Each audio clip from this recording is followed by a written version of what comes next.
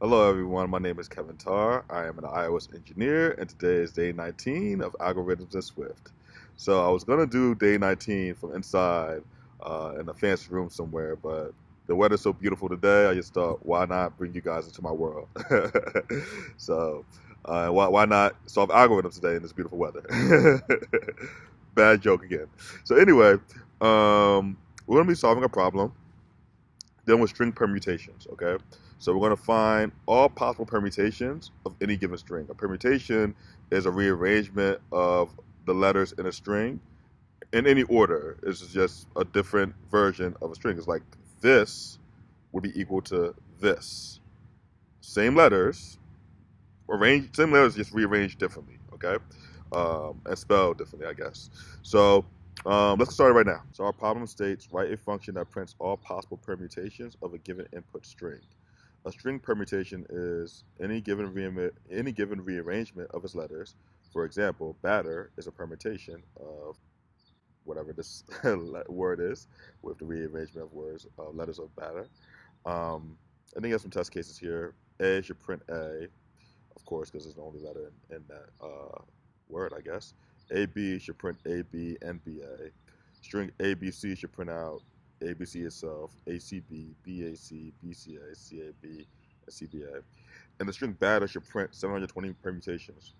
So this involves factorials. And the way factorials work is that um, the numbers get smaller as you go through it. Okay, so it starts off at its maximum amount of, in this case, rearrangements, equations at first.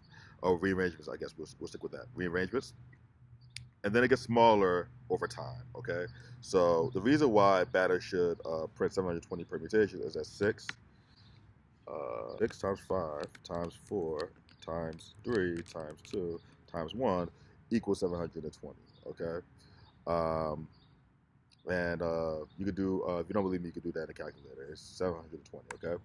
So we're gonna do, we're gonna solve this problem using recursive functions. And a recursive function is a function that literally calls itself. And we're gonna keep calling itself. We're gonna keep calling this function until we print out all possible permutations of a string that's passed in. Okay. We're gonna do for loop against recursive function here. Okay. So I'm gonna start right now. So we're gonna call this permutations. Pass in a string, and then we're gonna pass in a variable called current string or current letter. String equals. I'm gonna pass in an empty string. Okay. We're not returning anything in this function.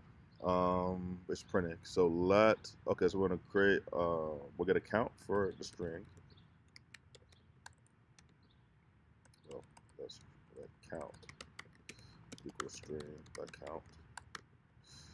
We're gonna then create an array of the string array.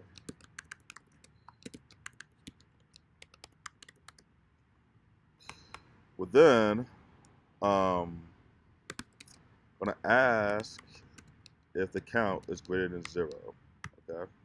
And the way this is work, let me explain this before we go any further. The way this will work is that when we get down, we're going to use recursive functioning to get down to the deepest root of the when we max out how many times we do our factorials in the case of the word. When we reach the deepest level of the recursive function, we're going to back up one and check to see what letter we're at and see the other possible permutations of where we're at. Okay. And when we max that out, we're going to back up again and again and again, and it will print out. We'll print out every single rearrangement possibility in that case. We don't want to miss any of them. So recursive function is best for this problem. Okay. So if count is greater than 0, we're going to print current. And just to separate the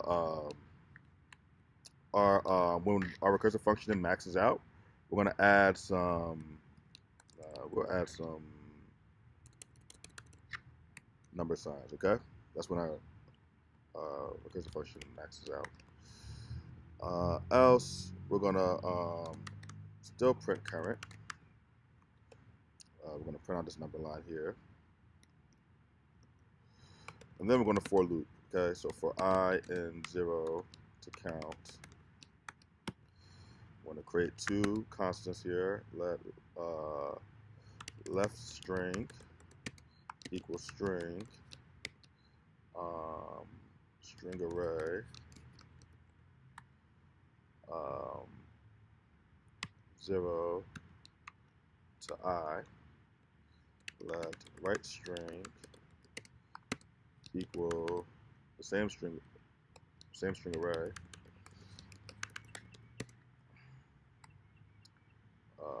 I plus 1 to count. Okay, we're going to split the array up. And then after that, we're going to call the function itself again. So we're going to call permutations.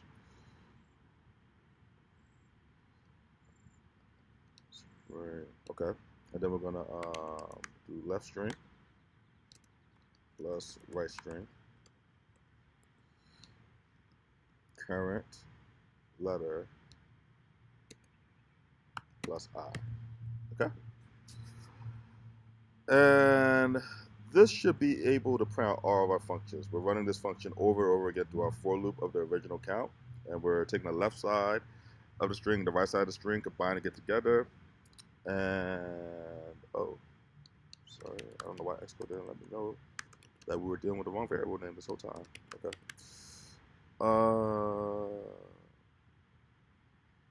String. Oh. Okay. I know what I did wrong.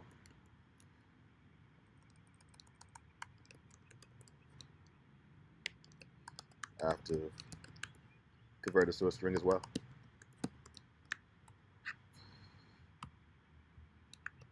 Okay.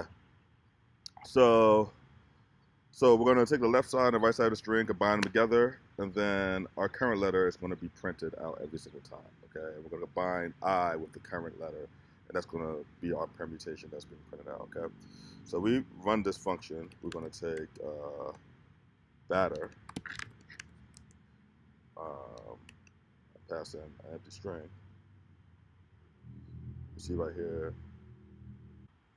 Oh, sorry. I think I did this in reverse. I apologize. I put this for loop in the wrong part of the function. Okay. So put this here. Yes. So if count is greater than 0, of course, because if count is greater than 0, then we want to print out all the permutations. If we get to the end of 0, we want to print out our last permutation. Okay. If we get to the end of our permutation cycle. Okay. So this should work. See, here we go. So this prints out all permutations of batter. And as you can see here, it went 720 times. And these are all the permutations of batter. And if we get to the top, we see that B is spelled first, BA is spelled second, BAT, BATT, BATTE, BATTER. In fact, I think this shouldn't be here. But I want the distinction of the permutation maxing out, okay? So let's do that one more time. Just to show evidence of the permutation maxing out at 720. I mean, at its end of at the deepest route, at the deepest part of the recursive functioning. So B, BA, BATT, BATT, BATTE, BATTER has gone to its deepest part of the recursive function. Now it's backing up. So now it gives us BA, eliminates the E and gives us BATTR. But then when it gets the E as a current letter, it adds it to the end. Now it's reached its deepest route, or its deepest part of the recursive function. Now it's backing up again and again. And you'll see this consistent with all the permutations here, okay? So you guys run this in your own Xcode software and see how this works out for you. But I think this is a valid solution using recursive functioning. And I don't think it's too wasteful. I think it's pretty efficient considering what you have to do with factorials. And factorials help lighten up the load because our equations get smaller and smaller as we go more and more into our recursive function. Thank you again for watching. Have a good night, guys.